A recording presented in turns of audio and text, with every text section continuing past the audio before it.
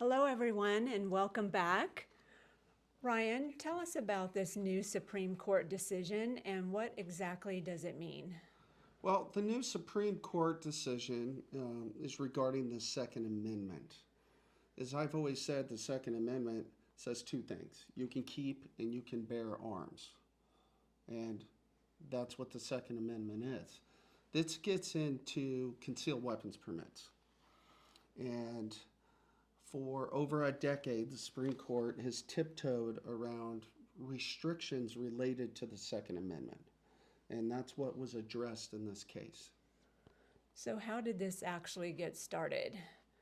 Well, this started off with a gentleman named Tom King in New York, that's president of the Rifle and Gun Associations. And he was upset at the fact in New York that you had to show what was called proper cause. And in New York, unless you know someone, you have a lot of money, you jump through a lot of hoops, they try really hard to restrict issuing concealed weapons permits.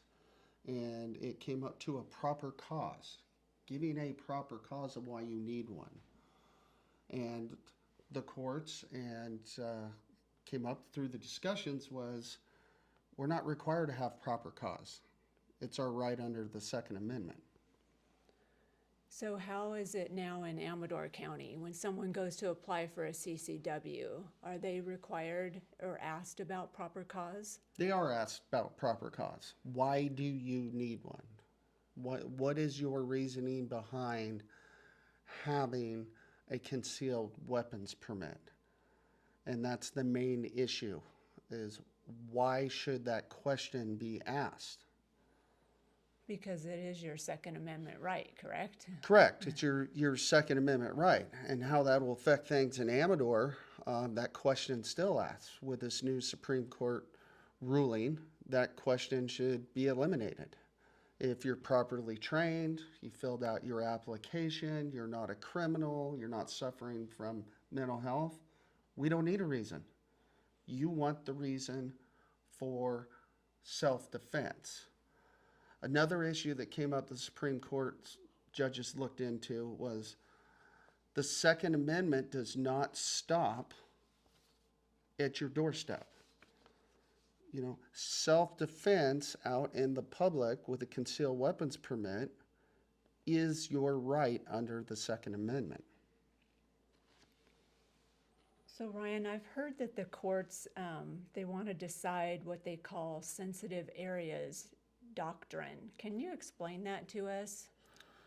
Sensitive areas doctrine, that's still going to be up in the air.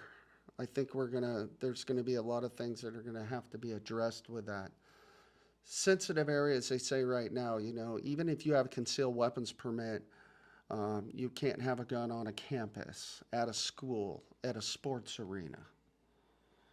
And because they call them sensitive areas. So that's, I don't think we don't know where we'll be sitting on that right now at this point in time. Okay. So, what is the anti-CCW community now saying about this new decision? Well, they're obviously not happy with it. And you got to understand why.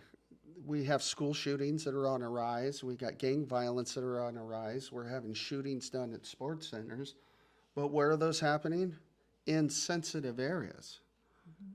Mm-hmm. One thing that always bothers me is that people that don't like this decision are saying, well, look at the school shootings. But we don't have law-abiding citizens committing these school shootings. There's an old saying, if guns are for criminals, only criminals will have guns. So letting up some of maybe the restrictions in those sensitive areas, that's the matter of minutes. That could be some father going to pick his child up when an active shooter's walking in the room. It can eliminate the threat before law enforcement can get there.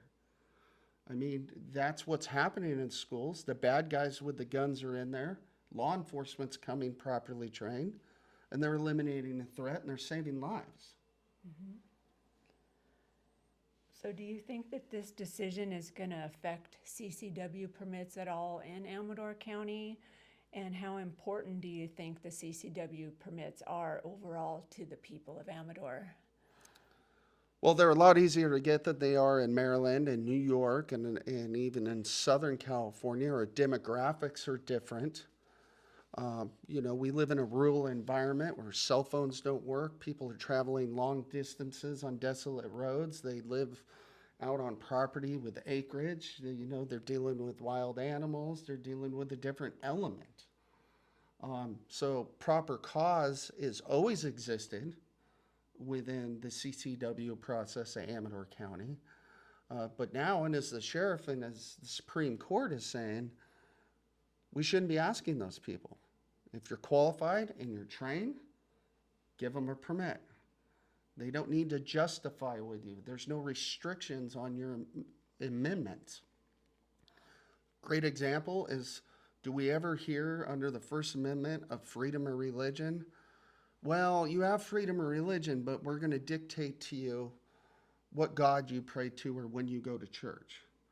The Second Amendment, out of all the amendments in the Constitution and our Bill of Rights, this has been the only one that's been restrictive for so many years.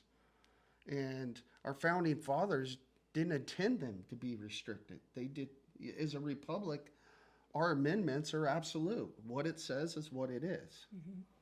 So this is a big win for the Second Amendment community. And I think it's a good win. Well, it's definitely an important topic. Thank you for explaining all of that. Was there anything else that you wanted to mention before we wrap up today?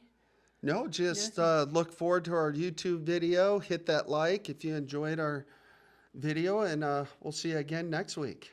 Yes, thank you so much.